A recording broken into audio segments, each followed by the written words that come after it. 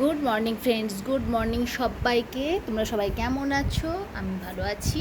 আর এই দেখো আমি কত বাজার নিয়ে এসেছি। এই বাজারগুলো হচ্ছে আমার পাশের দোকানে, আমার দোকানের যে পাশের দোকান আছে সেই উমরপুরে, তার দোকান থেকে নিয়েছি এই কটা জিনিস। আর চলে গেছিলাম তারপরে দুপুরবেলায় একটু আমার নিজস্ব কাজে। তো যাই হোক, প্রথমে আগে নিয়ে নিয়েছি, দেখো এগুলো হচ্ছে পাশের দোকান থেকে ঝটঝট করে মুদিখানার বাজারগুলো নিয়ে নিয়েছি।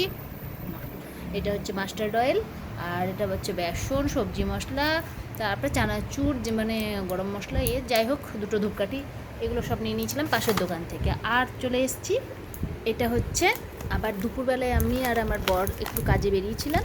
তো যাই হোক, আমার মা একটু ডেকে পাঠিয়েছিল যে কখন আসবি, তো সেখান থেকে একটু মলে গিয়ে আবার খানিকটা বাজার করে নিয়ে এলাম। এই দেখো বড় বড় বিস্কুট, আমার মলে গিয়ে বাজার করতে ভীষণ ভালো লাগে। কেন?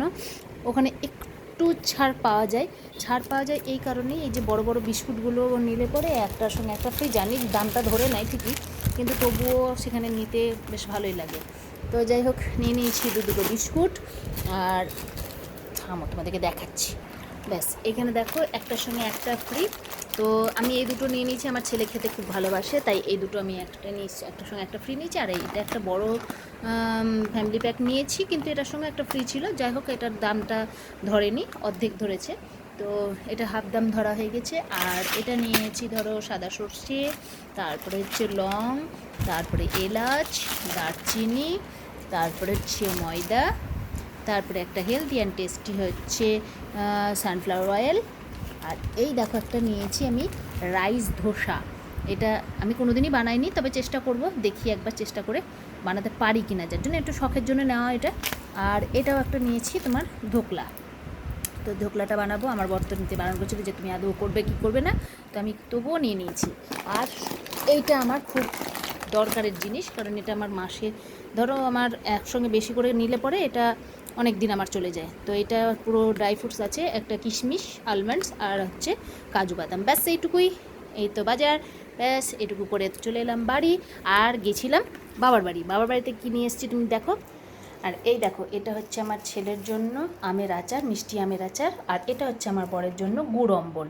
গুড় অম্বলটা মা খুব ভীষণ ভালো বানাতে পারে, আর এটা রুটি দিয়ে, পরোটা দিয়ে, এসব দিয়ে খাওয়ার, কিন্তু যাই হোক এটা আজকেই দিয়েছে। তো এটা আমার বরের জন্য স্পেশালি। তো যাই হোক, আর দিয়েছে কি তোমাদেরকে দেখাই, দেখো এই দেখো, এটা হচ্ছে আমার বাবার বাড়ির গাছের আম। এই দুটো আম দিয়েছে, বললো চাটনি করে খেয়ে নিবি।